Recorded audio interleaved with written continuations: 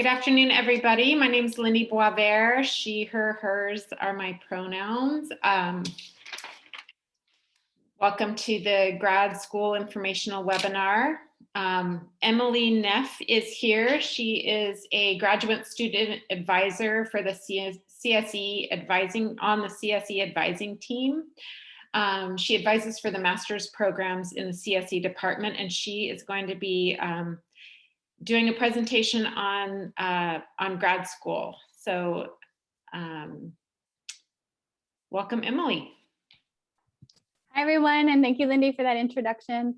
I'm going to share my screen in a moment, and we'll start presenting a few slides about what to consider when you're thinking about graduate school. Super excited to be here. Thank you all for taking time out of your schedule to join us today.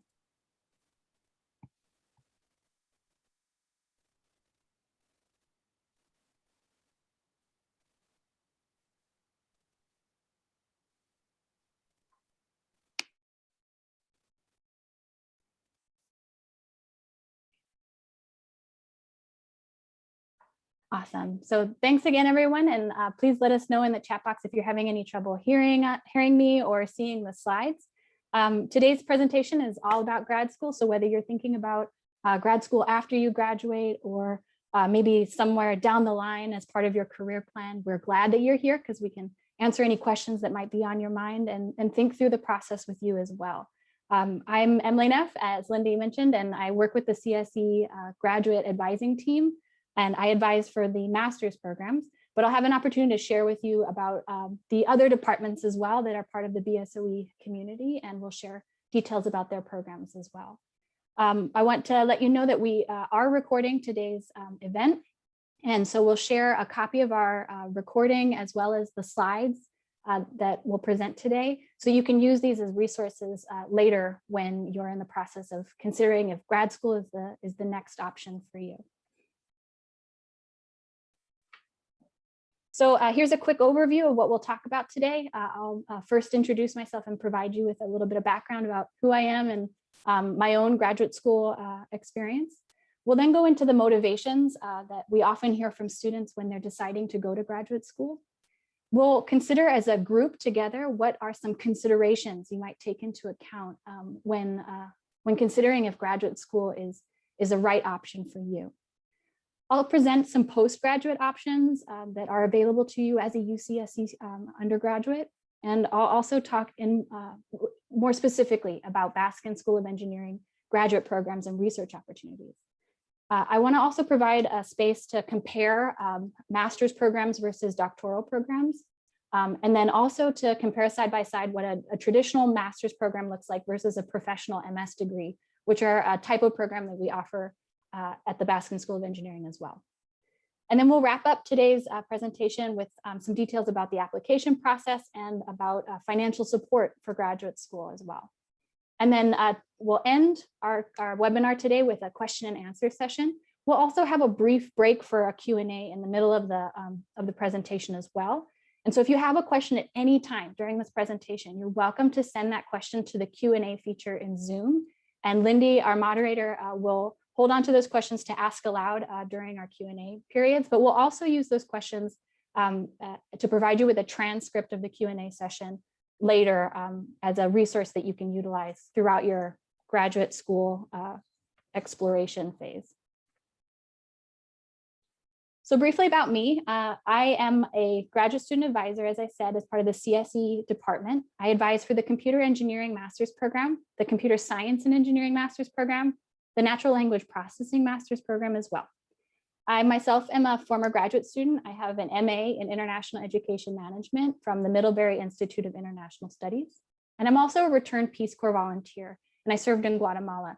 I bring this up because my RPCV service, or my Peace Corps service rather, factored into my decision to go to graduate school, and it also helped me finance my graduate experience. And so if you're interested in the Peace Corps, please feel welcome to reach out to me, and I'll share with you what my experience was like. My email is on the slide, as well as contact information for all of our graduate student advisors can be found on the website that I've linked on this slide as well. You can always schedule an advising appointment with any of the graduate student advisors if you'd like to talk through your options at Baskin for graduate degrees. So there are a lot of options available to you upon graduating from your bachelor's program at UCSC. Whether this means that you want to graduate and jump right into gaining more work experience, or if you want to take time to travel or join a volunteer service organization like the Peace Corps, or attend a graduate program. All of these are great options. Today's webinar is going to be focused on the latter option, which is a path that you can take at any time in your career, whether it's right after graduating from your bachelor's degree or later down the line and you want to return to school to gain some greater professional development opportunities. As I share these potential benefits, please note that the outcomes of an advanced degree can depend on a variety of factors. So I want to go through a couple motivations for why students choose graduate school, but it's important to note that it can depend on a lot. Centrally, it depends on the individual student. It depends on the career path you've chosen, the plan you've chosen, the organizations that you work with, the prior experience you have, the professional network that you build, and the research you conduct, and the field of study that you choose to take a graduate program for, and that you choose to work in later. So as I discuss these potential benefits, just keep that in mind, that it can depend on each individual student. So the first major motivation that a lot of experts and alumni have touted for why they went to graduate school is that it's a chance to build up your expertise. There are more research opportunities typically at the graduate level than are offered at the undergraduate level. And graduate programs generally offer more individualized support from faculty mentors, faculty advisors, and instructors. And so while you're engaging in your coursework and your research, you have this added opportunity to have more individualized one-on-one support from an expert in the field that you want to be a part of. And then also graduate programs learning in the graduate programs tends to be more self-directed. And so this enables students to really focus in on the skills and knowledge that they want to acquire as part of a graduate program. So lots of opportunities to build up your expertise as part of a graduate program. One of the most often touted potential benefits of attending a graduate program is that it may be able to help an individual increase their earning potential. So in fact, we saw that the median salary of master's recipients was nearly 25% more than that of colleagues with only a bachelor's degree. And that's something reported on by the New York Times in 2011. And so in STEM fields, a graduate degree can make a significant difference on your earning potential. So for the US Bureau of Labor Statistics found in 2013 that there was a 33% higher wage for mathematicians and statisticians with a master's degree as compared to their colleagues with just a bachelor's. So it's important to note, though, that the impact a graduate degree can have on one's earning potential can vary across different fields, industries, countries, and organizations. And so you may want to engage in an investigation of the kinds of jobs that you want to apply to within 10 years of graduating from a graduate program. What are the requirements of those jobs that you're looking to have over the course of your career? What are the credentials needed to get to that title or advance to that stage in your career? What are the basic requirements needed just to apply for those jobs? What work experience do you need? Is a graduate school program essential in order to reach those requirements? Are there other ways to acquire those required skills or expertise? I say this because going to graduate school represents a significant investment of time, energy, and financial resources. So you want to be able to conduct some pretty thoughtful and meaningful research to make sure that graduate school is the option you want to pursue that will have a great return on investment for the time and energy you do devote to being part of a graduate program. So the Harvard Business Review also notes that a major motivation for going to graduate school is just to follow your passion. Graduate school has a long celebrated tradition of being a space that nurtures curiosity. The self-directed nature of graduate learning encourages students to really hone in on those aspects of the field that energize and excite them and inspire them. It's a chance to test what's known and then explore what's unknown and contribute to our collective understanding of the world we live in. So great opportunities just to learn, right? And our Baskin graduate students really embody this spirit of curiosity and innovation. And so I recommend taking a look at our BSOE website and our LinkedIn page to learn more about those, all the research that our faculty and our students are engaged in and are generating and are pursuing every day. Another potential advantage of going to graduate school is that it may represent an opportunity to launch a new career. The last US Census found that from 2010 to 2019, the percentage of people ages 25 and older with a bachelor's degree increased from 29.9% to 36%. So what we're seeing is that more and more people are accessing higher education, and that more and more job applicants are able to list a bachelor's degree in their application. So having a master's degree can set you apart in a competitive job market, or having a doctoral degree can also set you apart in a competitive job market, because it denotes a level of specialized knowledge and skills. And it's a way to show an extra edge of what you would bring to the company if you were offered the position. We're also seeing that 27% of employers are recruiting master's degree holders for jobs that previously only required a bachelor's.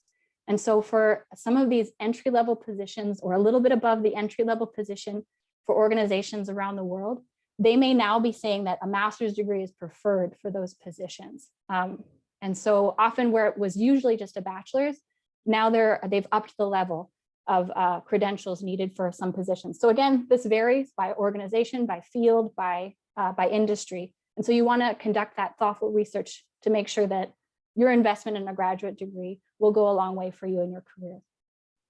I also want to mention that a graduate degree can be an opportunity to reposition yourself in an organization, a field, or in a specific industry.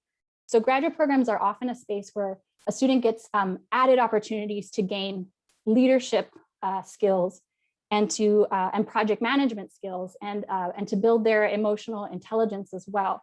And so these are all aspects of an applicant, or of a job applicant, that employers are looking for when hiring for managerial or leadership positions. So graduate school can also present this added opportunity to take on more leadership roles in your course projects, in your research as well. And finally, an essential advantage of going to graduate school is the expanded professional network that you build through your coursework and through your research. So going to graduate school means that you'll be learning alongside professionals who are just as excited about your field of study as you are. So this is a chance for greater collaboration and research opportunities that can last a lifetime. In addition to that, you'll also be working with faculty who are thought leaders in their field, and you'll be joining their research community as part of a graduate program. Once you graduate from the program, you become their colleagues and peers. And then furthermore, going to graduate school can present other opportunities to showcase your research and the work that you do in professional conferences and in academic journals as well. So that's an added opportunity to expand your network as well. So all of these connections that you build as part of a graduate program can then translate into different job and research opportunities over the course of your career. So you've heard from me about the various motivations that I've heard most often from alumni and experts in the field about why graduate programs are advantageous. I want to hear from you now. What are some priorities that are on your mind? What considerations are you taking into account to determine if graduate school is the next step for you, or what kinds of graduate programs you're looking for? So in the chat box of our Zoom meeting, please type at least 3 priorities you think students should consider before they apply to graduate school. And Lindy and I will be watching the chat box just to see the responses come in. So please feel welcome. 3 priorities you think that students should consider before they apply to graduate school. So one I might offer is affordability of the program.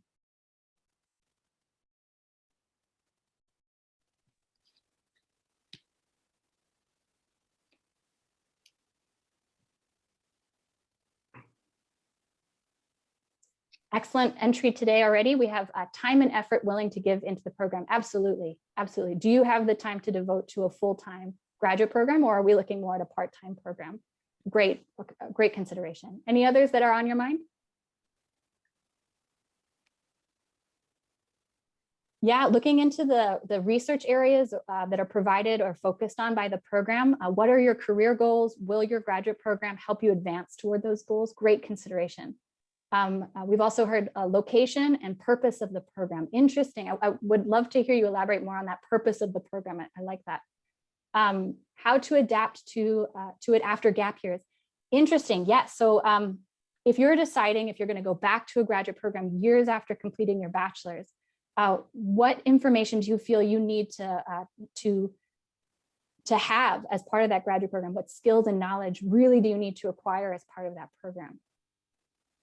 Also, availability of courses, absolutely. Thinking about course schedule flexibility, the passion and interest in the program, the financial impact of the program, future career goals you might have. These are awesome. Yes.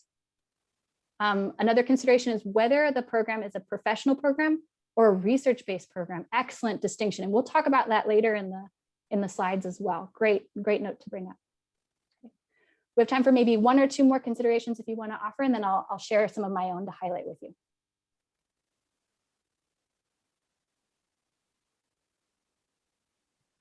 Okay.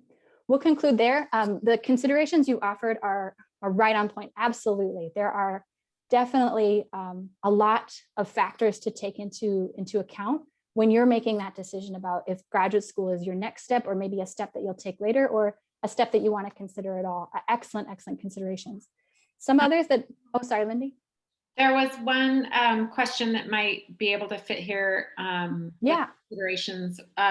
One of the questions was, are students able to do any study abroad when they are in grad school?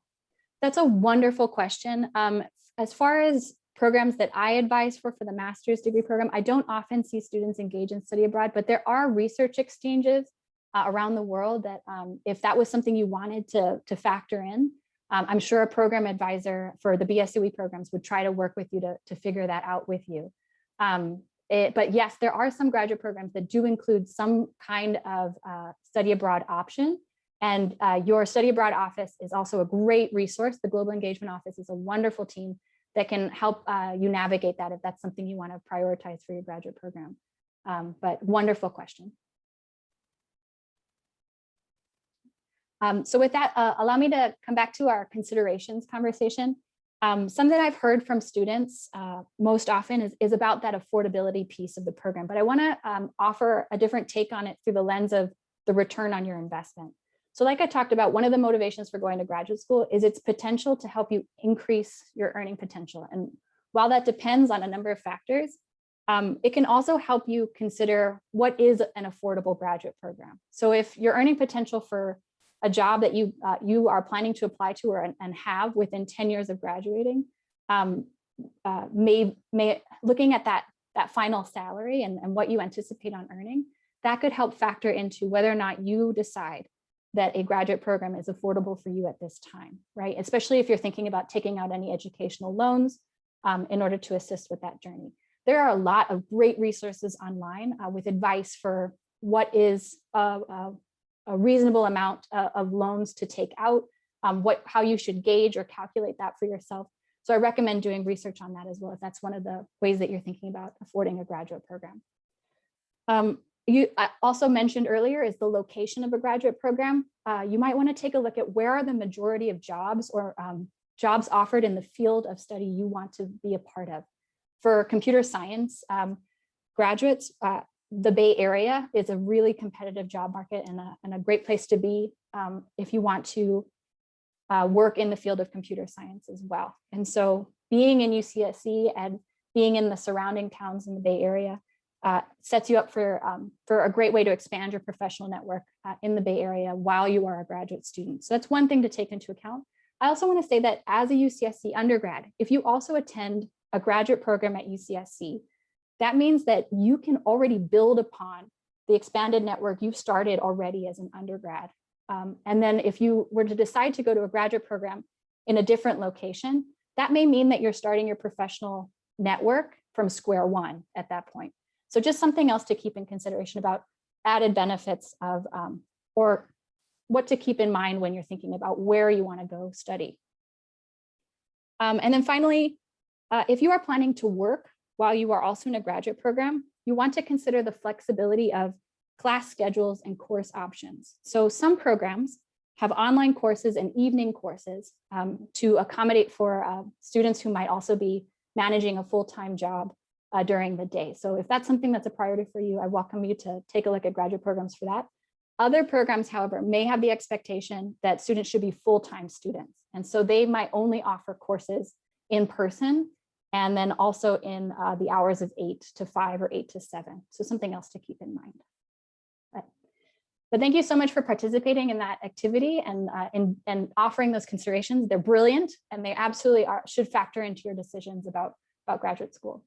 I wanted to offer a couple pieces of advice from other graduate student advisors about choosing the option that's right for you. So as you engage in this thoughtful investigation, we recommend that you research careers in your desired field. What are the credentials needed and the types of experience needed in order to apply or to advance in the career? You also should conduct informational interviews with people in careers and positions that interest you. Not only is this a great way to build your professional network and build rapport with people who could possibly be recommenders for letters of recommendation later, this is a great way to see what steps did they take to get to the position they're in now. What steps would they recommend you don't take? Because it might just be an outdated pathway or it's not a pathway relevant to students at this time, or it wasn't something that paid off for them in the long run. So they can advise you on a lot of different paths that they've taken in their lives to get to the position that they're in right now. We also recommend meeting with a career coach to make your career plan. What's something you want to achieve by the end of your career at retirement, right? And then work backwards from there. What are benchmarks you need to meet in order to get to that goal? And then how will grad school factor in to that plan? How could graduate school help you move from one benchmark to the next? And then also evaluate all of the options that are of interest to you. You might want to get an internship or a job first after graduating. You might want to go straight into a graduate program. What are the advantages and costs of each of those options? And what is the potential return on investment? So now let's talk a little bit more specifically about what's available to you at the Baskin School of Engineering. So as part of UCSC and at BSOE, we have 11 master's programs. Most of our MS programs can be completed within 2 years, and most professional degree programs can be completed in as few as 4 quarters. So a great option if you're thinking you want to just add on 1 or 2 more years of school after you graduate from your bachelor's. There are 6 doctoral programs. BSOE PhD programs are completed in 5 to 7, sometimes 5 to 8 years, and require the development and defense of a dissertation. And so each of our departments has its own PhD program. And I've linked in resources as well to help you navigate those different programs once you get a copy of these slides. We also offer, through the UCSC Silicon Valley extension, about 27 certificate programs. The number can vary. This is the number that I found as recent as fall 2020. And so these certificate programs are a pretty cost-effective way to advance your knowledge or skills in a particular topic without enrolling in a formal graduate program. So if you're looking for a professional development option that you're in a job already or you're working on applying to jobs, this might be one opportunity to consider because it doesn't require being formally enrolled in a master's or a doctoral program. So here's a look at those graduate programs at Baskin. Like I said, we have 6 PhD programs for each of our departments. Our departments include the Applied Mathematics Department, Biomolecular Engineering, Computational Media, Computer Science and Engineering, Electrical and Computer Engineering, and Statistics.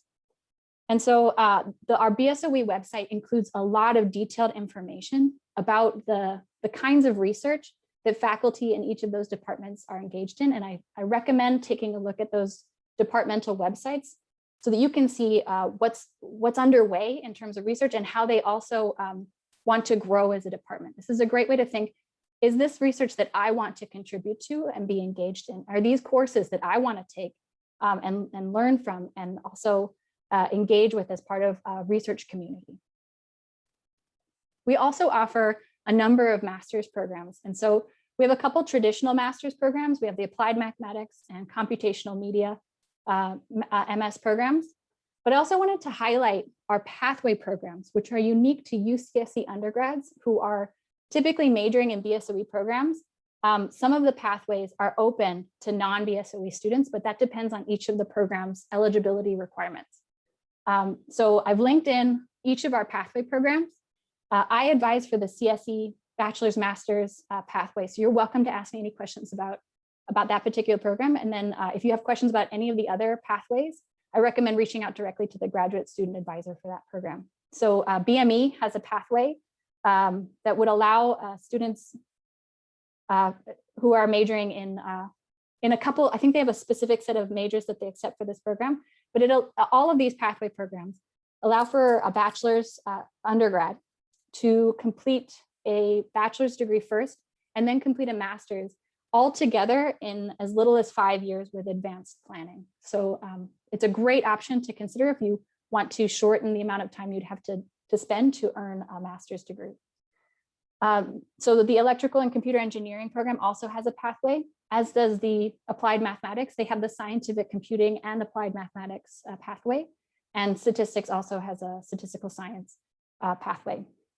Another option you might consider for a shortened time necessary to complete a master's degree are the professional degree MS programs. A lot of these programs can be completed in as little as 4 quarters. And so the games and playable media program, the human computer interaction program, and the serious games program, all 3 of these programs are from the computational media department and are based in the Silicon Valley campus. And then we have a CSE, the CSE department has a professional degree program called the Natural Language Processing program. And they're based also at the Silicon Valley campus. I know that this program is one I advise for, and you can complete it in 4 quarters. So I wanted to share with you some ways to look at a master's degree versus a PhD. A number of students often are faced with this decision of which program they'll pursue. So I wanted to put these up side by side to help you inform your decision. So generally, master's programs require a bachelor's in a related field of study. PhD programs similarly require a bachelor's. Some may require a master's as well, but that depends on the program and the institution. And also for the PhD program, they may prioritize applicants with prior research experience and or a publication.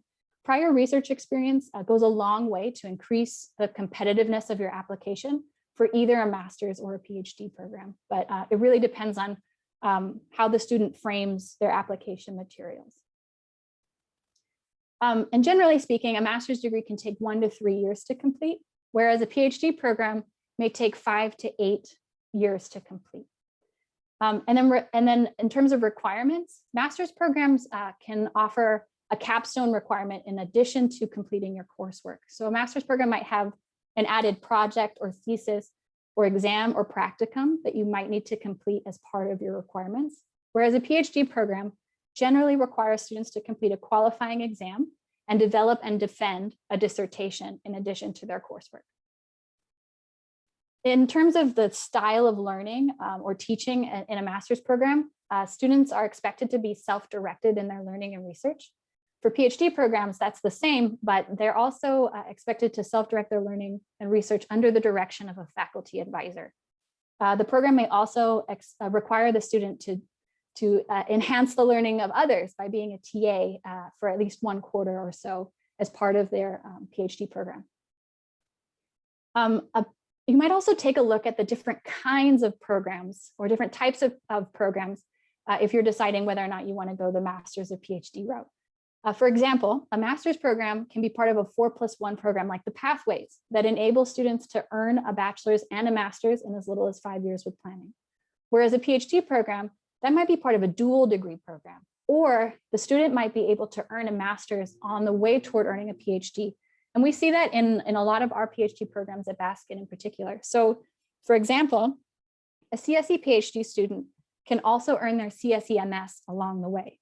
The requirements between those 2 degrees are so similar that it may only add 3 to 4 additional courses to the student's degree timeline to earn both the MS and the PhD. But this depends on the program you're applying to. And finally, financial aid can vary for all kinds of programs depending on the institution that you're applying to. At BSOE, MS students are expected to be self-supported. That being said, some programs are able to offer some small partial fellowships to a number of students that they admit each year. And then for PhD programs, this financial aid can vary as well. But BSOE offers PhD students 5 years of guaranteed funding as long as students are making satisfactory progress.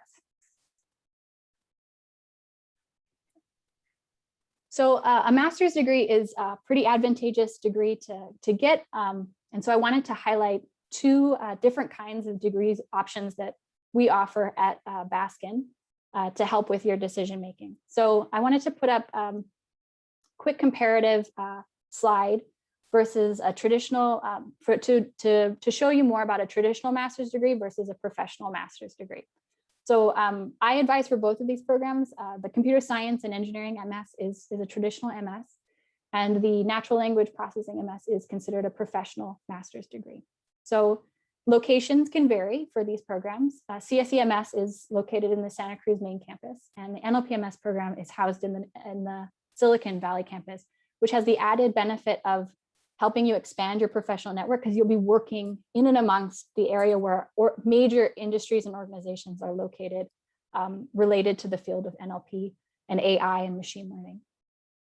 So the CSEMS program is a 1 to 2 year program, especially for some of our pathway students. I've seen students complete the degree requirements in 4 quarters with advanced planning. The natural language processing MS program is a 4-quarter intensive 1-year program. And if you take a look, both programs require about the same number of units. But for the CSEMS program, students complete 48 units, and on average, they tend to take 10 to 15 credits per quarter, as they have that extra year to rely on if they need to complete the degree requirements in 2 years rather than 1. With the NLPMS program, students are taking 50 units and completing all of those requirements, usually by taking 15 to 17 credits per quarter. So it's more of an intensive course load each quarter. The core requirements can vary between the two programs. CSE has core courses like research and teaching, algorithms, computer architecture, and programming languages, whereas the NLPMS program is really focused on the areas specific to NLP. And so they teach core courses like NLP, machine learning, data collection, wrangling, and crowdsourcing. In the CSEMS program and in traditional master's programs, you often see a variety of different capstone options that are available. So students can choose between the thesis or the project option in the CSEMS degree. In the electrical and computer engineering MS degree, they might have a third option where you can select the comprehensive exam track instead. In a professional master's degree, you might only have one capstone option that you can select. So in the NLPMS program, they work on a 3-quarter capstone project as part of a team. And then they often are advised by not only a faculty advisor, but also often an industry mentor. So another way to advance the professional network. Students can also work with industry mentors in our traditional MS degrees. And that's up to you and the network that you're relying on and building. And then generally, in terms of individual support, students in the traditional MS programs are expected to identify a faculty advisor, generally speaking, and they also identify a reading committee who supervises their capstone research. In the NLPMS program and in professional degree programs, they typically have additional staff and faculty members hired on specific to that program. So in the NLPMS program, we have an executive director and a program assistant. And we also rely on an industry advisory board to support with the creation and development of our program. Emily? Yeah.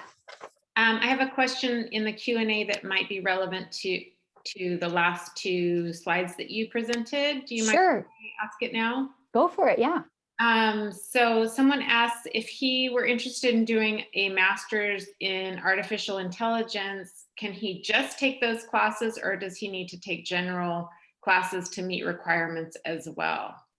It's a great question. So there are some core requirements that you'd need to take regardless if you wanted to specialize in AI or in machine learning. So there are courses, like I mentioned, the research and teaching, algorithms, computer architecture, programming languages. All of our program requirements are listed on our program statement, so you can take a look. So CSEMS does have an artificial intelligence and machine learning research area. We also have a concentration in artificial intelligence. And so a number of our students choose to take on that option to be able to indicate in their resumes and in LinkedIn profiles that they have this added specialization because the coursework that they took was primarily in AI. So you can take a lot of courses that are related to that, but you might have to take a couple others outside of AI specifically in order to meet degree requirements. So the CSEMS program, for example, has 15 credits of breadth requirements. So students have to take a course in 3 different research areas or breadth categories. So what I often see is a student will take a course in AI and machine learning to fulfill that breadth requirement. And then they'll take maybe another course in data science, and then another course in cybersecurity. So that kind of thing. So it's a way to test out the multidisciplinarity of computer science and to explore the breadth of the field, but also to gain greater specialization, because your electives can then be more focused on AI and machine learning. So it's really up to the way that you plan it. If you are really interested in AI and machine learning, you might also take a look at the natural language processing MS program, because a lot of what they go over in their content and in their projects is AI related and machine learning related. Right. Any other questions you want me to answer there, Lindy? Let me look and see if there's anything relevant to what we talked about. Not yet. We can save the other ones for the Q&A time. Sounds good. Okay, so I'll continue forward. I just wanted to close this first part of the presentation just to let you know that at Baskin, we're engaged in 32 research areas and we have 3 locations. So our faculty and students are studying our AI and machine learning, like I mentioned, Bayesian statistics, computer game design, bioinformatics and genomics, human computer interaction, robotics and control. The list goes on. There's so much to research and learn at BSOE. So I recommend taking a look at the link that I've added to the slide so that you can see what our faculty and students are invested in and to see if that's something you also want to contribute to. So let's take a moment now to ask, we have time for about 2 questions, and then I'll talk further about the application requirements and financial support at BSOE. But if you have any questions about graduate school or BSOE graduate options, please send your question to the Q&A feature in Zoom. Okay, I have a question here for you. I am a first and second year student in college right now. What are some tips you have on how to network? I've heard a lot about it, but never sure what it means and don't know whom to ask. Thanks. Really great question. I also want to defer to Lindy as well. You might have some advice for students as well for what they can do at the undergraduate level. But first place to start is, for me, is to hold office hours, go to office hours, meet those teaching assistants, meet the instructors. I know that office hours can feel like, oh, I can only go if I have a problem with my homework, but it's also a space to build rapport with instructors and graduate students. And to learn from them, hey, how did you decide on going to graduate school? What was of interest to you? Because that's a friendship and a relationship that you can foster for years, right? And they become part of your research community and your network as well. The other opportunity I'd recommend is joining organizations at UCSC, student groups as well, and attending events that your advisors put on. These are great networking opportunities, and also attending career fairs that the Career Center puts on. But Lindy, I'll defer to you if you have any other suggestions to add. Yeah, networking for professional development. We have things like right now we are in the middle of our Diverse Voices series, and those are usually industry leaders that are totally willing to offer their email, their LinkedIn, and support students professionally. For grad school, we always suggest undergrads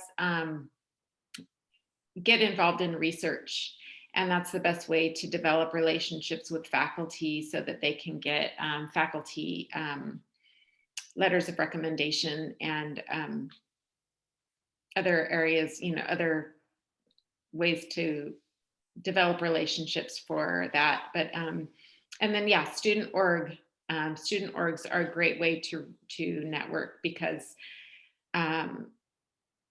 prior alumni that have been in student orgs are often willing to reach out to current students that are in those organizations. Those are all listed on the undergrad website. So yeah, if you're interested, you can email me. I'll put my email in the chat, and you can, I can let you know how to get involved in Diverse Voices or student orgs. Yeah, awesome. And then I've recently learned about a resource that was launched this last year, I believe. I might be wrong, Wendy, but there's an undergraduate research website, and I'll work to include that in these slides when we send them out to you. It's a great hub to look at frequently for research opportunities posted specifically for undergrads. There is a question in the chat that's asked, what's an undergrad's role in research? If you're assisting a grad student, it really can vary on the research topic, on the faculty who's advising the project, or if it's a grad student who's leading that particular research endeavor. So yeah, take a look at all that's available. And then also consider your, for a lot of students, there's a senior design capstone requirement as well. That's a great way to build up research skills as well. So with that, Lindy, maybe we'll continue, and then we'll just come back to questions at the end. How do you feel? Okay, that sounds fine. Okay, awesome. So let's talk about the application process for BSOE graduate programs. So remember that application requirements and deadlines, all of those can vary by program and by institution. So when you're looking at different graduate programs, you want to be really mindful that each program will have their own application requirements and deadlines that you'll need to adhere to. So I'll be talking primarily about our BSOE graduate programs when I talk to you about application requirements.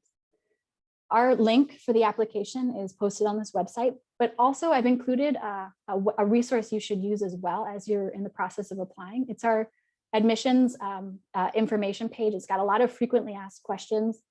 So please feel welcome to utilize that resource as well.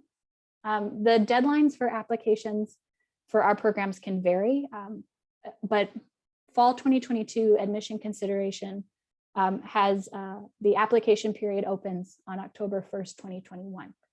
And so students who are interested in enrolling in a program once admitted should keep that application opening date in their calendars so that you can be sure to start on the application as soon as possible so that you have time to address any technical issues that might come up or refine your application materials before the deadline. And then also an application fee might be associated with the program you're applying to. For UCSC graduate programs for fall 2021 admission consideration, these were the application fees that were in place. Application fees can vary with each application period. So you want to check the graduate admissions website when applications open in October 2021 to have an exact and accurate figure for what the fee will be. I also want to let you know that there are some fee exemptions. So you can take a look at graduate admissions website to take a look at all the organizations that are recognized for eligibility for a fee exemption. So for example, as an RPCV, I was able to have a fee exemption because of my Peace Corps service when I applied to graduate school. So that was a way for me to help afford applying to multiple programs. So you might be affiliated with an organization that is qualified for a fee exemption. So I recommend taking a look at that resource. There is also an option for applying for a fee waiver if you feel for personal reasons that you need to waive the application fee. However, the policy around fee waivers can vary by program and by department. And so you'll want to first research the graduate admissions policy on fee waivers, and then take a look at what the program states or reach out to the graduate student advisor to see if a fee waiver is an option. So let's take a look at what the application requirements are. Remember that they vary by program and institution, but here's kind of a general overview of what you can anticipate for most applications. Most of our BSOE programs require a minimum GPA of 3.0 or higher. If you feel that you don't necessarily reach that GPA minimum, you can still apply, but you might add some information in your essays or the additional information section, providing some context around what was going on with particular courses or at the time of a course that you took. Please feel welcome to elaborate on any of that in an application. Also, transcripts are required as part of the application process. Unofficial transcripts are accepted for the application review process, and then official copies may need to be submitted if offered admission. GRE scores may also be required by a program. In fall 2021, for the admission period, all programs waived this requirement, if not all.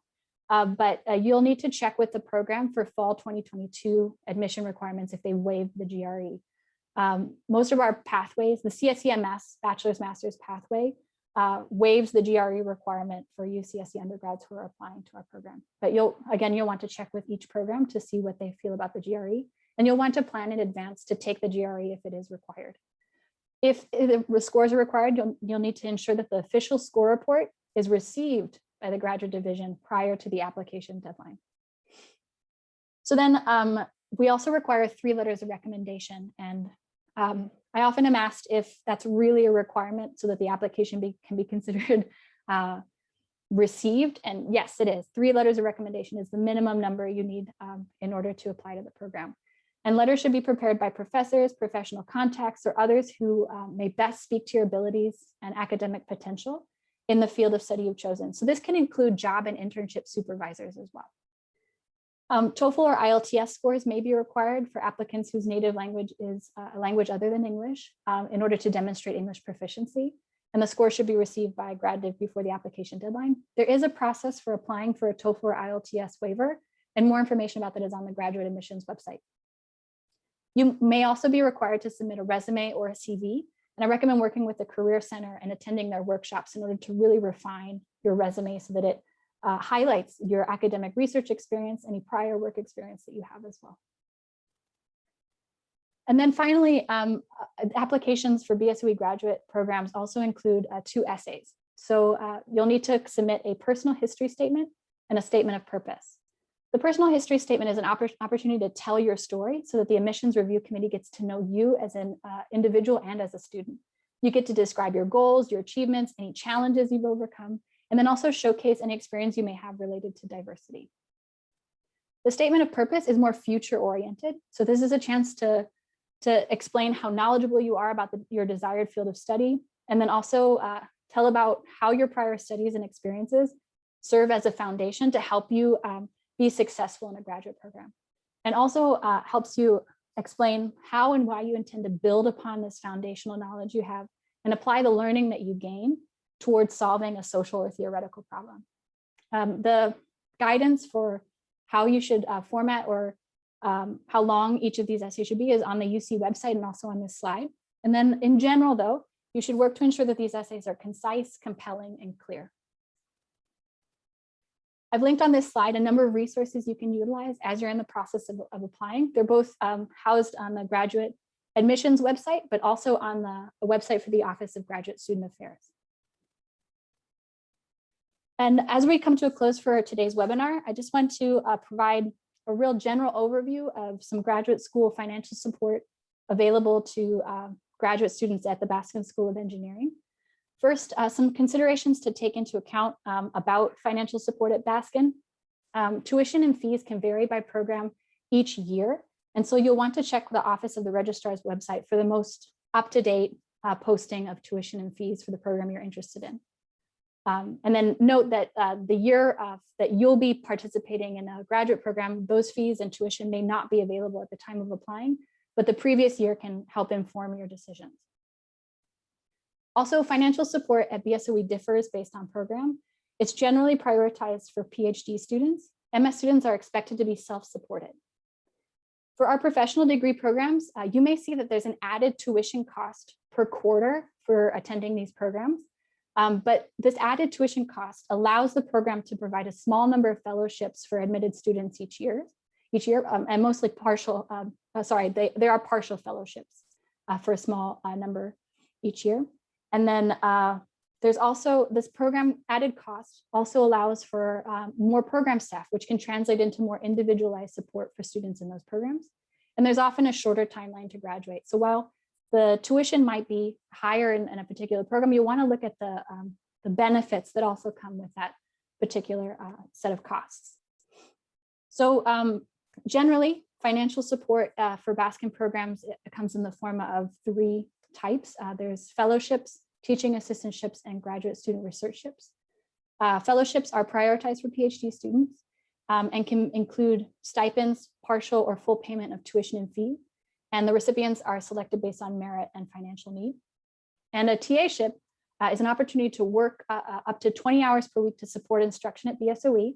It's again prioritized for PhD students, but MS students may be eligible to apply, but they're not guaranteed funding.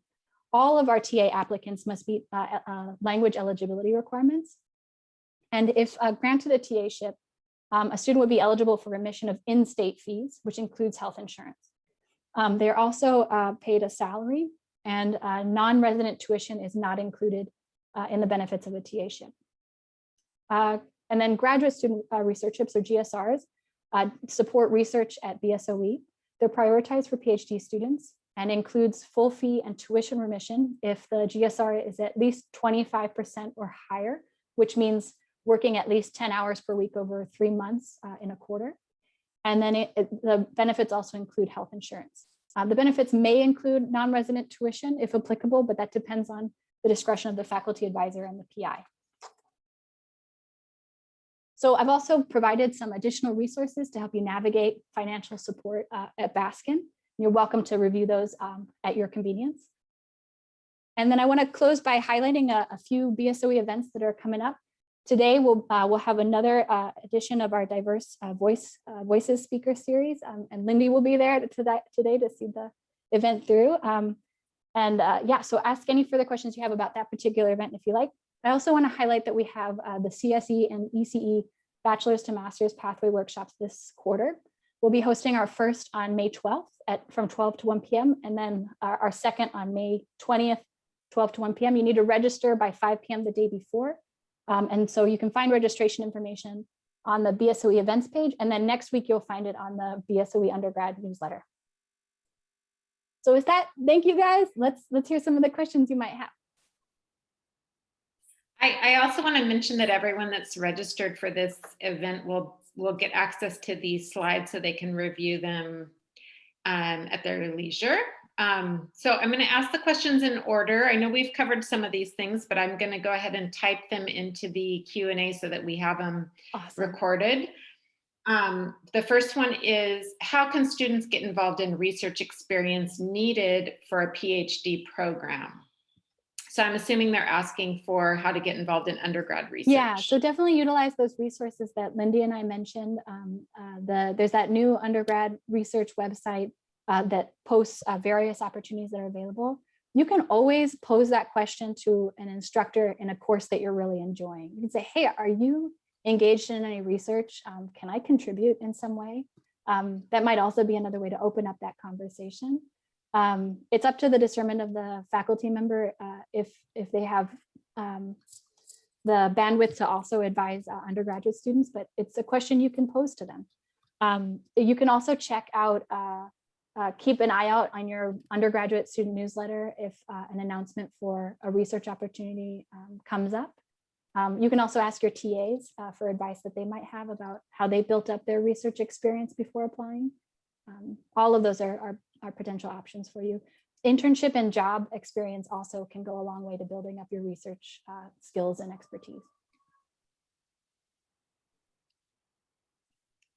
Great. When are we required to apply for the CSE MS pathway? It's a good question. Please attend our pathway workshop and I'll go through that process with you. But just generally, the application opens in October 2021 for fall 22 admission consideration. You do need to formally apply to the CSE-MS program if you want to be considered, but you also need to complete an eligibility form that's available on our Contiguous Pathways website so that you indicate that you are interested in being tracked for a pathway so that we can also send you confirmation if you're eligible for this particular pathway. So those two steps are important. First, complete that Google form that helps us track your eligibility. And then second, complete the formal application. Usually our application is due in early January of the same year that you're intending to be admitted. Great. What should we consider if we decide to take some gap years? Really good question. I'm a graduate student who did take some time off between my bachelor's and my master's degree. For me, it was really honing in on what graduate program I wanted to be a part of. What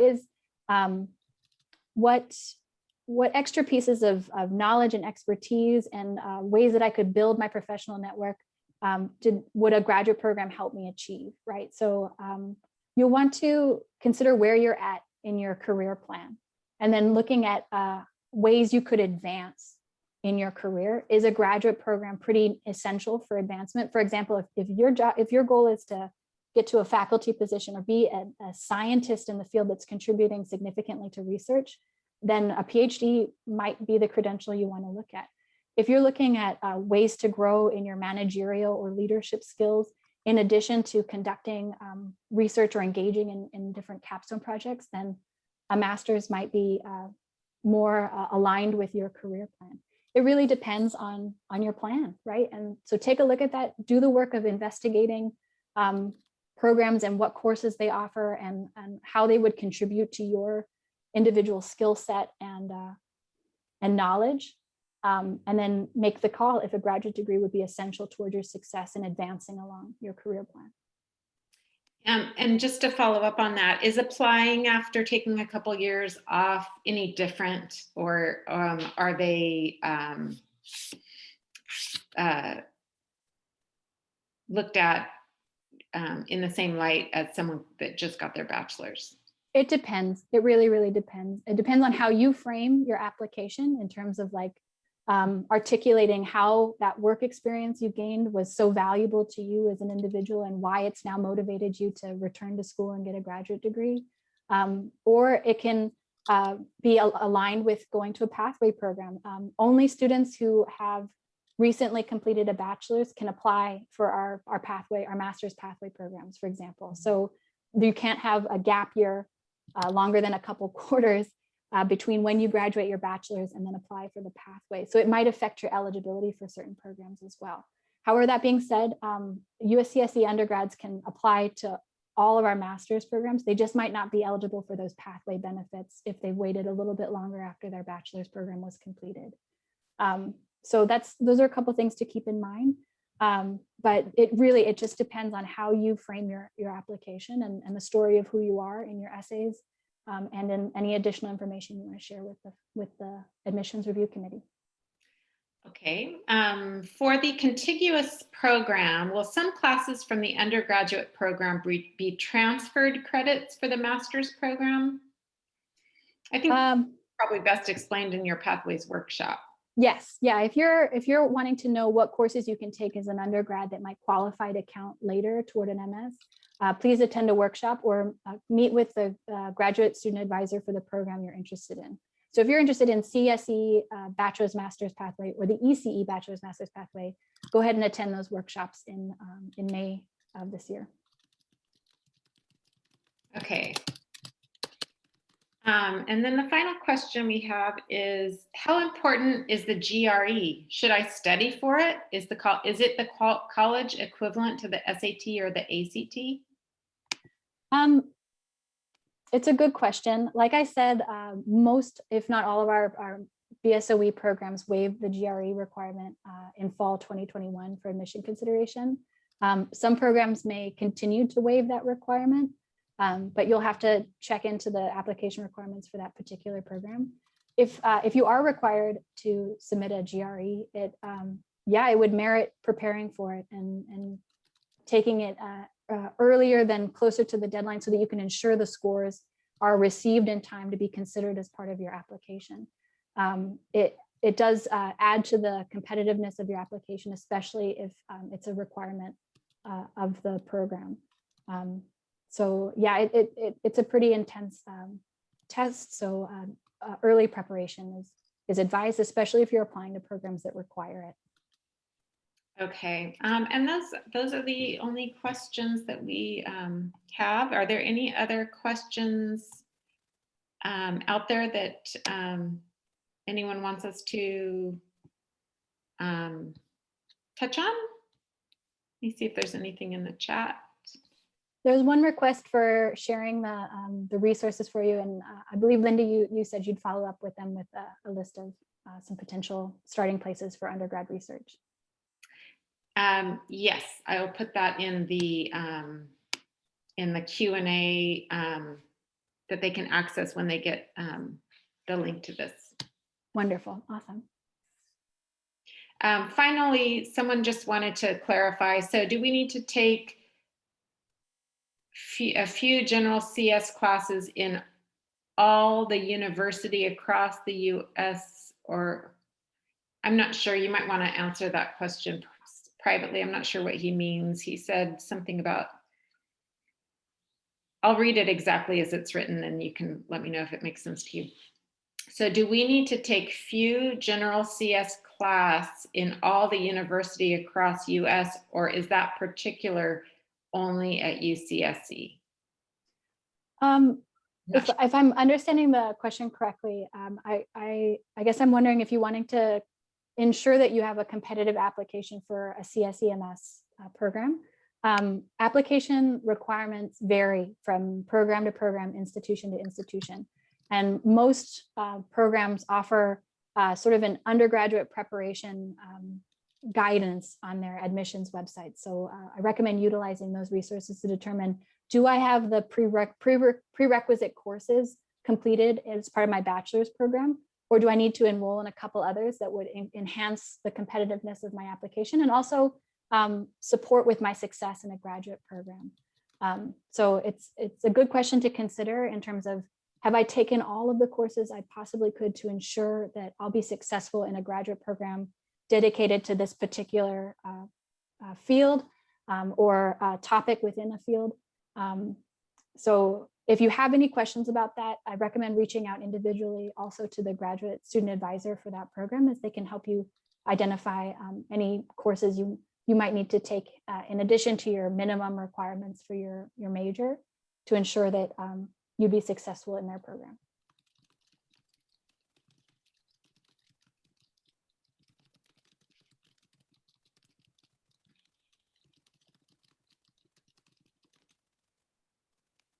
Wonderful questions. I really appreciate everybody participating and asking what's on their minds. The last thing I'd like to offer, just as closing remarks, is reach out. Let us know what's on your mind. Contact your graduate student advisor. We're here to support in the decisions you're making and to help you navigate next steps that you're thinking through. But thank you, Lindy, also for coordinating this event and supporting as moderator today. I appreciate your support.